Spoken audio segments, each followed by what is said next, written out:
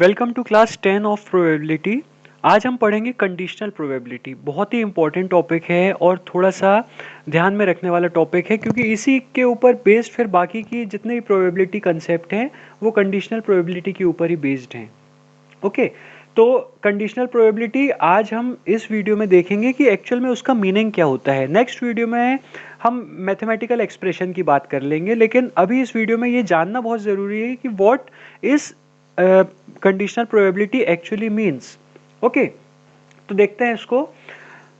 Late A and B be two events. मान लीजिए कि ए और बी क्या हैं, कोई भी दो इवेंट हैं, where probability of A is not equal to zero. मतलब इसका कहने का ये मतलब है कि ए जो है वो इम्पॉसिबल इवेंट नहीं होना चाहिए। ओके, ए जो है वो इम्पॉसिबल इवेंट नहीं होना चाहिए। अब यहाँ पे मैंने क्या लिया है कि मान लीजिए ए और बी जो हैं वो कोई भी दो इवेंट्स हैं जिसमें से प्रोबेबिलिटी ऑफ ए जो है वो नॉट इक्वल टू जीरो है। मतलब ए जो है वो इम्पॉसिबल इवेंट नहीं होना चाहिए। ओके, उसके बाद में if event B happens when event A has already happened. इसका मतलब देखिए क्या हुआ कि ये दो इवेंट ए और बी में से क्या हुआ है कि इवेंट ए जो है वो बी के पहले अकर हो चुका है। मैं एग्जांपल से भी आपको बताऊंगा, पहले आप इसको अच्छे से क्लियर कर लीजिए। यहाँ पे ए और बी दो इवेंट हैं, उसमें से इवेंट ए जो है वो बी के पहले अकर ऑलरेडी हो चुका है। क्लियर? और साथ में हमें ये ध्यान रखना है क्योंकि ये बी के पहले अकर हो चुका है, इसीलिए इस इवेंट की प्रोबेबिलिटी जो है वो जीरो नहीं होनी चाहिए। क्लियर? अब आगे लिखा है कि then the probability of happening of event B is called the conditional probability and events are known as conditional events। इसका मतलब देखिए ये होता है कि A ऑलरेडी अगर हो चुका है जिसकी प्रोबेबिलिटी क्या है, जीरो नहीं है। क्लियर? तो जो B की जो प्रोबेबिलिटी है, ऐसी कंडीशन में B के अकर होने की जो प्रोबेबिलिटी है वही कहलाती है कंडीशनल प्रोबेबिलिटी। क्लियर?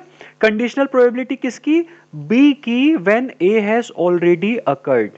ओके, एक और आपको ये समझा दे रहा हूं, इसको ध्यान से देखिए। एक और बार इसको बता दे रहा हूं कि कोई भी अगर हमने दो इवेंट लिए ए और बी जिसमें ए जो है वो ऑलरेडी अकर हो चुका है, ए हैज ऑलरेडी अकर्ड, तो ऐसी कंडीशन में बी के अकर होने की जो प्रोबेबिलिटी हम निकालते हैं जब ऑलरेडी ए अकर हो चुका है, तो ऐसी कंडीशन में हम जो बी की प्रोबेबिलिटी है जो फाइंड आउट करते हैं जब, तो ऐसी प्रोबेबिलिटी को बोला जाता है कंडीशनल प्रोबेबिलिटी। क्या बोला जाता है?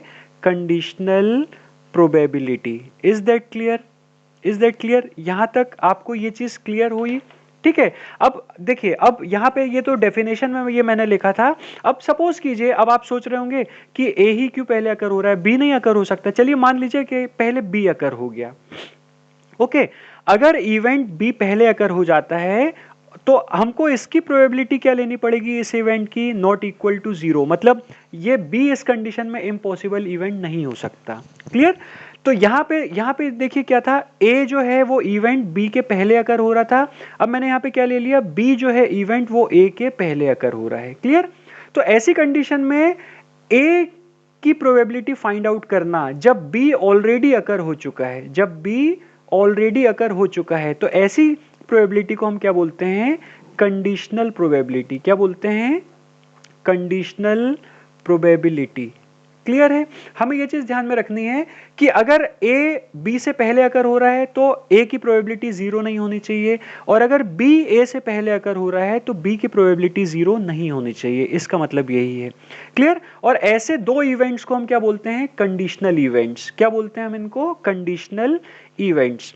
तो आगे ये लिखा है, देखिए, the probability of B when event A has already happened और occurred is denoted by P of B given A. ये जो आप स्लैश का साइन देख रहे हैं ये एक्चुअल में गिवन है, पी ऑफ बी गिवन है। देखिए अब यहां पे इसको ध्यान से देखिए, P of B given A का मतलब क्या होता है? ये गिवन, इसका मतलब क्या हुआ यहाँ पे? Given. P of B given A का मतलब क्या हुआ है यहाँ पे कि हमको बी की प्रोबेबिलिटी निकालनी है जब हमें दिया गया है, जब हमें गिवन है कि जो इवेंट ए है वो ऑलरेडी अकर्ड हो चुका है, ये ऑलरेडी अकर्ड हो चुका है। ये क्लियर है? और सिमिलरली अगर हम P of A given B लिखें, अगर हम P of A given B लिखें तो इसका मतलब क्या है कि we have to find the probability of event A when B has already occurred. इस कंडीशन में जो B है, इवेंट B है, वो ऑलरेडी अकर्ड हो चुका है, मतलब B जो है इवेंट वो A से पहले अकर हो चुका है। ओके और यहाँ पे इवेंट ए जो है वो बी से पहले अकर हो चुका है। ये जो साइन आप देख रहे हैं स्लैश का, ये इसका मीनिंग होता है गिवन। क्या मीनिंग होता है इसका? गिवन मीनिंग होता है। Is that clear? अब रिमार्क में हम देख लेते हैं, the probability of A when event B has occurred is denoted by P of A given B. ये मैं आपको अभी बता चुका हूं। उसके बाद सेकेंड रिमार्क देखते हैं, if the event A has already occurred then the sample space S is reduced to A। अब इसको देखो, इसको ध्यान से आप देखिए, सैंपल स्पेस जो आपको दी रहती है, ओके तो सैंपल स्पेस के अंदर ही मान लीजिए सैंपल स्पेस है, सैंपल स्पेस के अंदर ही इवेंट आपको मान लीजिए गिवन है ए और बी, इवेंट ए और बी आपको गिवन है। ओके तो जब मान लीजिए कि अगर इवेंट ए जो है वो पहले अकर हो चुका है तो उस कंडीशन में क्या होता है कि जो सैंपल स्पेस है वो बी के लिए क्या बन जाता है? ए। मतलब देखिए ए और बी जो दो इवेंट थे, इसमें से ए पहले अकर हो गया, ए जो है वो क्या हो गया? पहले अकर हो गया। तो यहां पे ए के लिए जो था वो सैंपल स्पेस क्या था आपका? एस पूरा। लेकिन जब B की बारी आती है तो क्योंकि A ऑलरेडी अकर्ड हो चुका है तो ये जो सैंपल स्पेस है ये कम होके कॉन्ट्रैक्ट होके, मतलब सिकुड़ के किस में कन्वर्ट हो जाता है? A। तो अब जो इवेंट B है वो उसका सैंपल स्पेस अब क्या हो जाएगा? A का तो सैंपल स्पेस S था, पर अब क्योंकि इवेंट B जो है जो A के बाद अकर हो रहा है, इसीलिए B का सैंपल स्पेस क्या बन जाता है? A। Is that clear?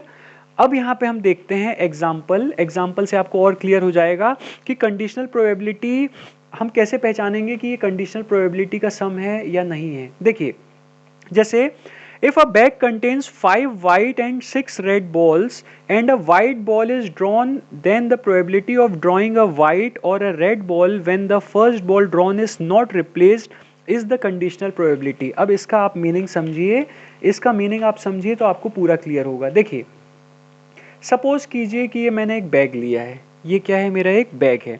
अब इसमें कितनी वाइट बॉल्स हैं? 5 वाइट बॉल्स हैं। तो यहाँ पे 1 2 3 4 और 5, ये मैंने 5 वाइट बॉल्स ले ली।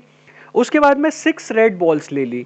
तो रेड बॉल्स 1 2 3 4 5 और ये 6। क्लियर?